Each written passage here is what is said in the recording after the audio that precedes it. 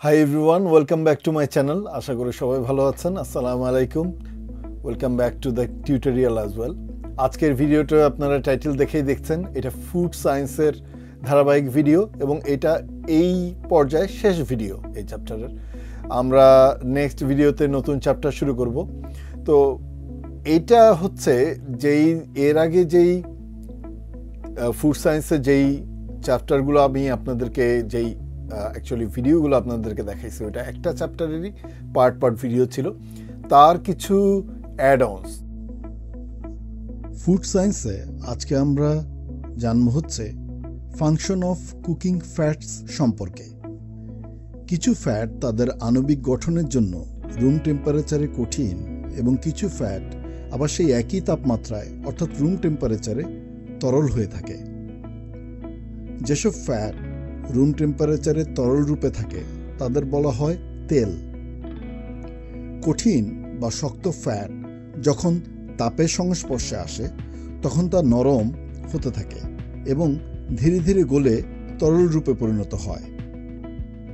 Fat পুষ্টির একটি অত্যন্ত গুরুত্বপূর্ণ উপাদানের সাথে সাথে রান্নাবান্নার কাজেও অনেক জরুরি ভূমিকা পালন করে। এটা খাবারে একটা সমৃদ্ধ গন্ধ এবং সিল্কি টেক্সচার নিয়ে আসে, যা বেশিরভাগ ক্ষেত্রেই মজাদার আর মানুষ খুব পছন্দও করে। ফ্যাট অন্য খাবারের গন্ধকে বহন ও মিশ্রণ করে, আর ওই খাবারের পুষ্টি ও গন্ধ উপাদানগুলো ফ্যাটের মধ্যে দ্রবণীয়। যেমন ডিম পানিতে পোচ করা স্বাদ যতটুকু মুখরোচক হয়, তার চাইতে তেলে পোচ করা ডিম আরও বেশি মুখরোচক হয়। বেকিং প্রসেসে ফ্যাট অনেকগুলো রাসায়নিক কাজ করে, যেমন টেন্ডারাইজিং, লেভেনিং, এডিং ময়েশ্চার রিটেনশন এবং ক্রাম্বলি বা ফ্লেকি গঠন তৈরিতে সহায়তা করে। রান্নার সময় ফ্যাট খাবারে তাপ স্থানান্তর করে এবং পরস্পর লেগে যাওয়া থেকে বাধা দেয়। যখন এই ফ্যাট কিছু ভাজার জন্য ব্যবহার করা হয় তখন এটা খাবারে তাপ ধরে রাখে, ঘন হতে সাহায্য করে এবং খাবারকে ক্রিস্পি বা মচমচে করে তোলে। ফ্যাটের একটি গুরুত্বপূর্ণ ক্ষমতা হলো এটা তুলনামূলকভাবে উচ্চ তাপমাত্রায় গরম হয় কোনো রকম ফুটন্ত বা ভেঙে যাওয়া ছাড়াই। এটাই কারণ ফ্রাইড খাবার বাদামি ও দ্রুত রান্না হওয়া। যখন ফ্যাটকে অনেক বেশি তাপমাত্রায় গরম করা হয় তখন ফ্যাট ভাঙতে শুরু করে এক ধরনের ঝাঁঝালো বা তীব্র গন্ধ তৈরি করে এবং এতে রান্না হওয়া খাবার নষ্ট হয়ে যায়। এই তাপমাত্রাকে বলা হয় স্মোকিং পয়েন্ট এবং এটা বিভিন্ন ফ্যাটের জন্য বিভিন্ন রকম হয়ে থাকে। সাধারণত এই স্মোকিং পয়েন্ট ভেজিটেবল অয়েলের ক্ষেত্রে শুরু হয় 450 ডিগ্রি ফারেনহাইট অথবা 232 ডিগ্রি সেলসিয়াস তাপমাত্রায়, আর প্রাণীজ ফ্যাটের বেলায় এটা হয় 375 ডিগ্রি ফারেনহাইট অথবা 191 ডিগ্রি সেলসিয়াস তাপমাত্রায়। কিছু পদার্থ আবার এই স্মোকিং পয়েন্টকে কমিয়ে দেয়, যেমন emulsifiers, preservatives, proteins, carbohydrates. Induction cooking. Induction cooking হলো রান্নার একটি অপেক্ষাকৃত নতুন পদ্ধতি, যা এক ধরনের বিশেষ নকশায় তৈরি কুকটপের মাধ্যমে তাপ প্রবাহ করে। এটা তৈরি করা হয় ইন্ডাকশন কয়েলের উপর সমতল সিরামিকের আবরণ দিয়ে। এই ধরনের চুলায় রান্নার সময় ইন্ডাকশন কয়েল এক ধরনের চৌম্বকীয় বিদ্যুৎ তৈরি করে, যা রান্নার ধাতব পাত্রকে দ্রুত গরম করে কিন্তু নিজে গরম হয় না। তাপ তখন কন্ডাকশন প্রক্রিয়ার মাধ্যমে খাবারে পৌঁছায়। এই ধরনের চুলায় রান্নার পাত্রটির তলা অবশ্যই সমান হতে হয় এবং এতে এমন ধাতব পাত্র ব্যবহার করতে হয় যা লোহা জাতীয়, যেমন cast iron, magnetic stainless steel, enamel over steel. অন্য কোনো ধরনের পাত্র এই চুলায় কাজ করে না। ইন্ডাকশন চুলার উপকারিতা হলো এটা খুব তাড়াতাড়ি গরম হয় এবং পরিষ্কার করাও অনেক সহজ। Egg structure and uses. ডিমে প্রধানত দুই ধরনের অংশ থাকে, সাদা অংশ এগ হোয়াইট আর হলুদ অংশ এগ ইয়োক, যাকে আমরা কুসুম বলি। ডিমে অনেক ধরনের ঝিল্লি বা আবরণ থাকে যা এই কুসুমকে সাদা অংশের মাঝখানে ধরে রাখে আর নষ্ট হওয়া থেকে রক্ষা করে। ডিম বা এর সাদা অংশ এবং কুসুম উভয়ই রান্নায় অনেক গুরুত্বপূর্ণ ভূমিকা রাখে। ডিম নানা ধরনের সকালের নাস্তার জন্য ব্যবহার করা হয় এবং এই নাস্তা তৈরি করা যায় স্ক্র্যাম্বলিং, ফ্রাইং, পোচিং, বেকিংয়ের মাধ্যমে। ডিমের কাস্টার্ড আরও একটি নাস্তার আইটেম যা সবার পছন্দ। বেক পণ্যে ডিম ব্যবহার করা হয় গ্লেজ তৈরিতে এবং এতে পুষ্টি, স্বাদ আর রঙের পরিবর্তন আনতেও ডিমের ভূমিকা অনেক। ডিমের সাদা অংশ পানি আর অ্যালবুমিন নামক এক ধরনের প্রোটিন নিয়ে তৈরি। এই সাদা অংশ দিয়ে ফোম তৈরি করা হয়, যা কিছু খাবারের মূল স্ট্রাকচারের বা কাঠামোর জন্য জরুরি, যেমন অ্যাঞ্জেল ফুড কেকস, সুফলে, মুরাং।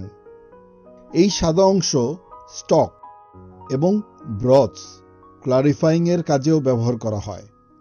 এটা কিছু খাবারের বাইন্ডার হিসেবেও কাজ করে। ডিমের কুসুমে প্রোটিন, ফ্যাট এবং এক ধরনের ন্যাচারাল ইমালসিফায়ার থাকে যাকে বলে লেসিথিন। এই কুসুমেও ফোম তৈরি করার এবং ইমালশন গঠন করার গুণাবলী থাকে। আর এই দুই বিশেষ বৈশিষ্ট্যের জন্য কুসুম দিয়ে মায়োনেজ, হল্যান্ডাইজ সস, স্পঞ্জ কেক তৈরি করা যায়।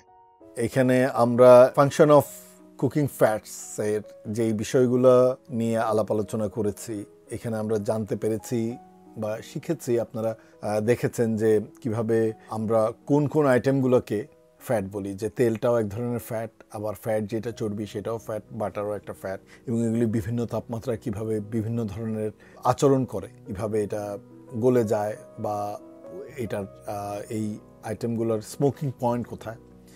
এবং এগুলি নিয়ে আমরা ইন ফিউচার যখন রান্নাবান্না করব তখন আমরা এগুলি নিয়ে আরও, বা রেসিপিগুলো যখন দেখব তখন আমরা এই বিষয়গুলো নিয়ে আরও ডিটেল শিখব। কেন একটা ফ্যাটের স্মোকিং পয়েন্টটা জরুরি, এটা কেন ক্রস করা উচিত না।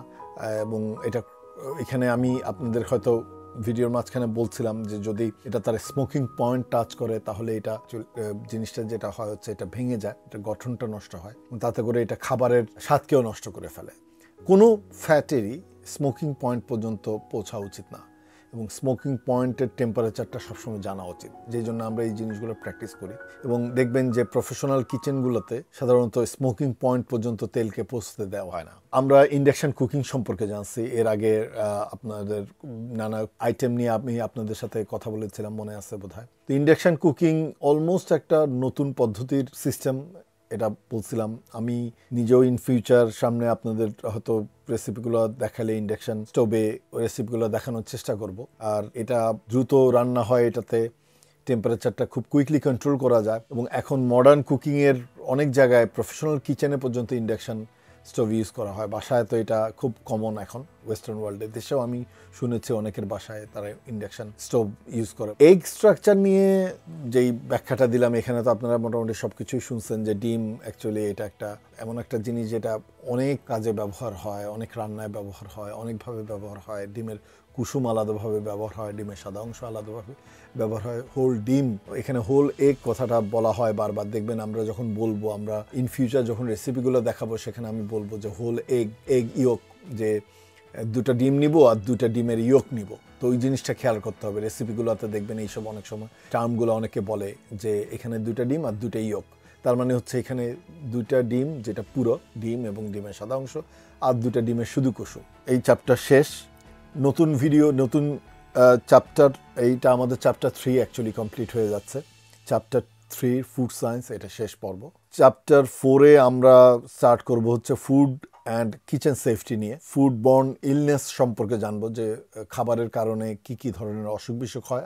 ফুড প্যাথোজেন্স সম্পর্কে জানবো, কিচেনে খুব ইম্পর্টেন্ট একটা ব্যাপার, এটা বাসার কিচেনে হোক আর প্রফেশনাল কিচেনে হোক। ক্রস কন্টামিনেশন একটা অনেক জটিল একটা বিষয় এবং এটাতে মানুষের মৃত্যু হতে পারে। আপনারা প্রায় লক্ষ্য করবেন, আমি আমার রেসিপি ভিডিওতেও লাস্ট এই যে ভিডিওটা আপনারা দেখছেন খিচুড়ি গরুর মাংস, ওখানেও ক্রস কন্টামিনেশন নিয়ে কথা বলছি। আমি সবসময় ক্রস কন্টামিনেশন নিয়ে কথা বলি। এটা মানুষের অনেক ধরনের অসুখ বিসুখ হইতে পারে, মৃত্যু হইতে পারে তো আছেই, বা অসুখের সাধারণ একটা ডায়রিয়া বা ভমিটিংয়ের জন্য অন্য অসুখের দিকে এটা চলে যেতে পারে।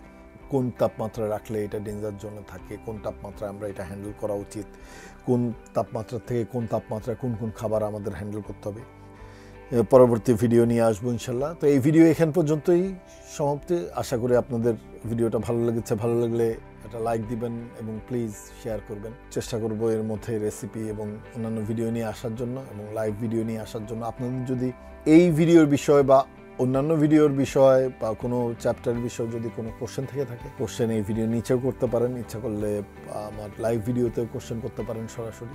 আমি সপ্তাহে এখন থেকে সবসময় চেষ্টা করবো অ্যাটলিস্ট একটা দিন লাইভে আসার জন্য। তো আপনারা ভালো থাকবেন, সুস্থ থাকবেন, দোয়া করবেন আমার জন্য, আমি দোয়া করি আপনাদের জন্য। সাবস্ক্রাইব না করে থাকলে অবশ্যই সাবস্ক্রাইব করবেন। পরবর্তী ভিডিও দেখার আমন্ত্রণ জানিয়ে আজকের ভিডিওটা এখানেই সমাপ্তি করছি। আল্লাহ হাফেজ, বাই বাই।